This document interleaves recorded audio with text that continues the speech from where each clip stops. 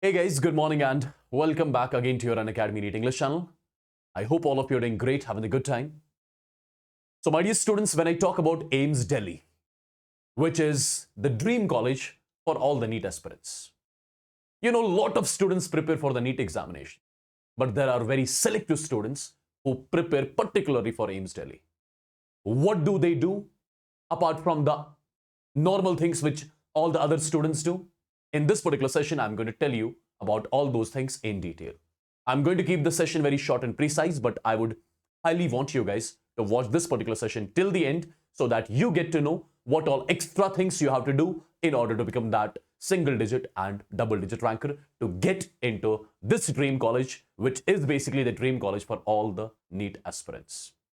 My dear students, before giving you the strategy, what exactly you have to do for the upcoming 9 months, right? So that you will be in a position to get the single digit and the double digit ranks. Before letting you know about that, there are some very important points which you need to take into consideration, which you need to keep into mind while preparing for these upcoming 9 months, right? Now, what those important points are.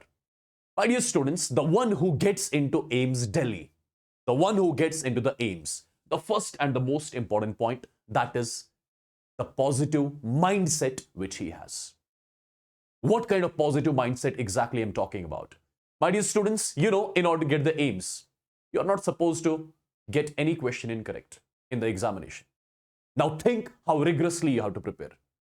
First of all, you have to make up your mind that you are going to get 720 out of 720. You are not going to mark any single question incorrect in the examination. This has to be the mindset. And you have to start preparing in that manner only. You have to start preparing rigorously in that manner only, that if I'm studying a chapter, whatever question will be asked from that particular chapter, you should be able to solve that question with 100% efficiency. How exactly do you get that 100% efficiency? Before talking about that, there are some other things also which you have to take into consideration. My dear students, target has to be 720 out of 720. You know that. And people have been doing that. People have been doing that. At least more than 715, right? At least more than 710 marks. That has to be your target if you really want to be among the single digit and the double digit rankers, right?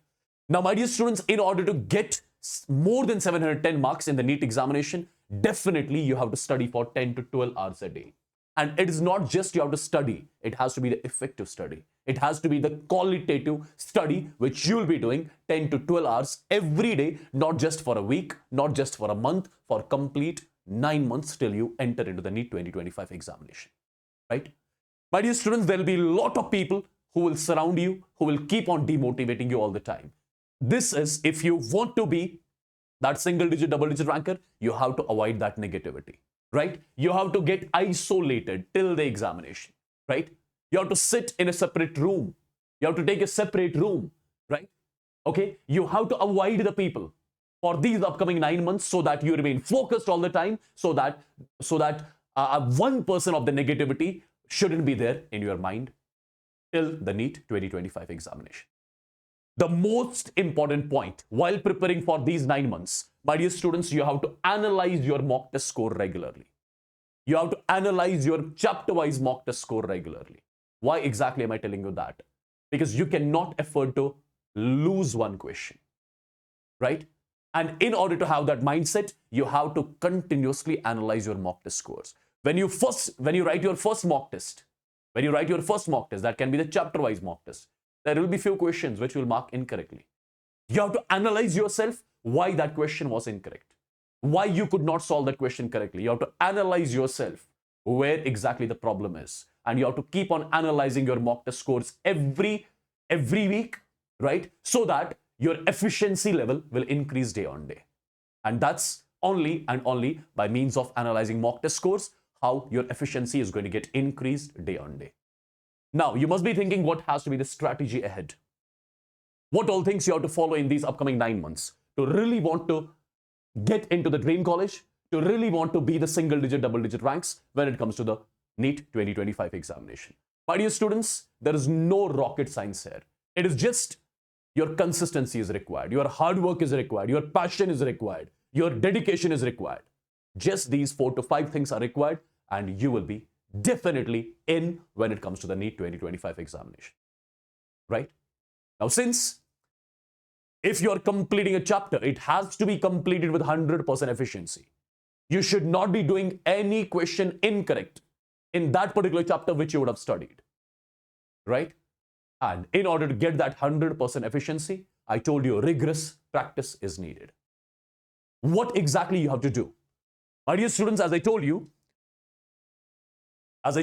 10 to 12 hours of study is needed. Not just 8 to 10 hours. 10 to 12 hours of study is needed for these upcoming 9 months. If you had one complete year, then I would have told you 8 to 10 hours. But, I'm changing my words here. 12 hours of study is needed every day. Now, the first and the most important thing, my dear students, you have to make the weekly targets. First of all, you have to break your whole syllabus into weekly targets. You're going to do that on your own. You should know exactly what is your week 1 target, what is your week 2 target, what is your week 3 target, what all chapters you are going to complete in week 1, what all chapters you are going to complete in week 2, what all chapters you are going to complete in week 3. Every single day, you have to prioritize all the subjects together. It's not like you'll be studying one chapter for a week. It's not something where you'll be studying one subject for a week, then in another week, one more subject, in another week, one more subject. No, that's a wrong strategy. Every day, you'll be prioritizing all the 3 subjects, physics, chemistry, as well as biology.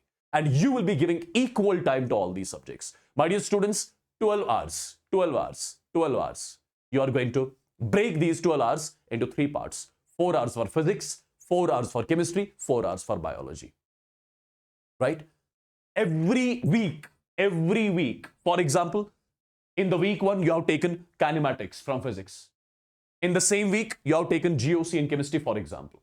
Let's say you have taken one chapter in biology for week 1. This is your weekly target, for example. This is your week 1 target, for example. So these 3 chapters you have to accomplish with 100% efficiency. Now, how exactly you are going to complete them? My dear students, 3 to 4 hours for kinematics every day. 3 to 4 hours for GOC every day. 3 to 4 hours for the biology chapter every day. Now think if you are giving almost like 4 hours to kinematics every day for one particular week, leaving Sundays aside, that means you are giving 24 hours per week to kinematics. You are giving 24 hours per week to GOC. You are giving 24 hours per week to the chapter of biology which you have taken in week 1 target.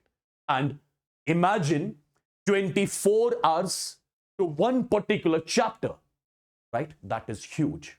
That is huge, my dear students. The point is, how do you bifurcate these 24 hours? These are the 24 hours which you are giving to one chapter, for example, kinematics, in 1 week, in 6 days. I'm leaving Sundays aside for your rest, etc., etc.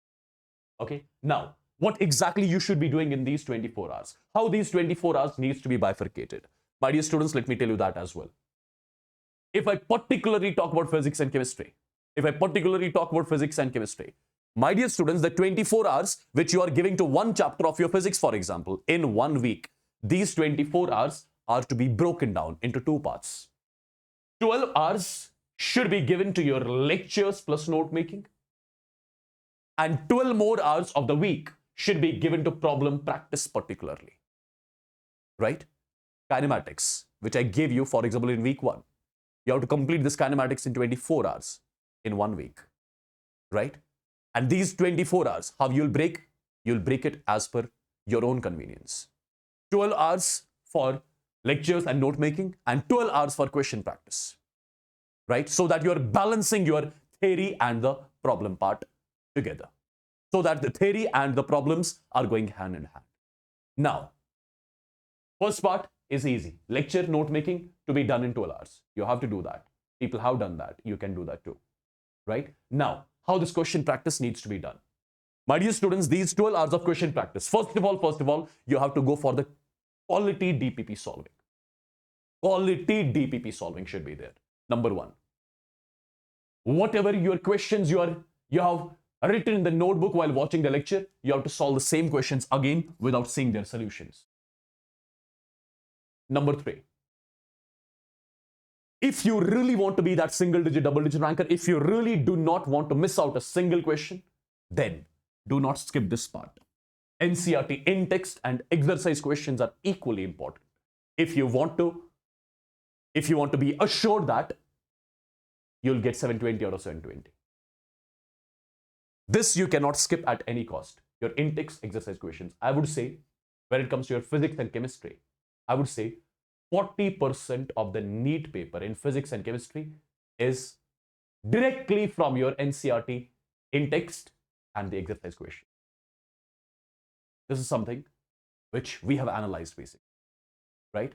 So NCERT in-text exercise questions you cannot miss out at any cost. Now, at the end in the chapter, you just have to do the PYQ solving. And PYQ solving is not only for the NEET. You have to do the PYQ solving for NEET as well as JEE. At least 10-year PYQs of NEET from the chapter and 10-year PYQs of JEE from the same chapter. If you are following this particular sequence, then, my dear students, automatically, if you are following this particular sequence, if you are bifurcating your 24 hours of one chapter in this manner, say it yourself, try to follow this for week 1, and then let me know how exactly you are going to feel after accomplishment of all these things. Right? And this is something which you are going to do for one chapter of physics. Same 24 hours for one chapter of chemistry. Same 24 hours for one chapter of biology. So in a week, you are completing 3 chapters. But you are completing these 3 chapters with 100% efficiency, right? You are completing these 3 chapters in such a way, if a question comes in the examination, you will be 100% able to solve that question with 100% efficiency, 100% accuracy, and that too in a very lesser time. And once you're done with these 3 chapters, the Sunday of the week 1, just write the test for these 3 chapters. But write the test from a good source, from the authentic source, right? Write the test from that particular source in which the questions which are there in the test, they should be of the proper NEET standard. You should not be solving certain tests wherein JEE questions are involved. No, do not do that. You should not solve that test wherein the level of the question is lesser than NEET. No, do not do that. Proper, authentic source of test should be there, which needs to be followed. And my dear students, trust me, if you follow the same sequence for in week 1, right? Initially to start to do this particular process, it's going to be difficult. But if you keep on doing it till the end of week 1, automatically you are going to get that satisfaction among you. Right? That automatically that satisfaction comes in you. That yes, you have accomplished something in the week 1.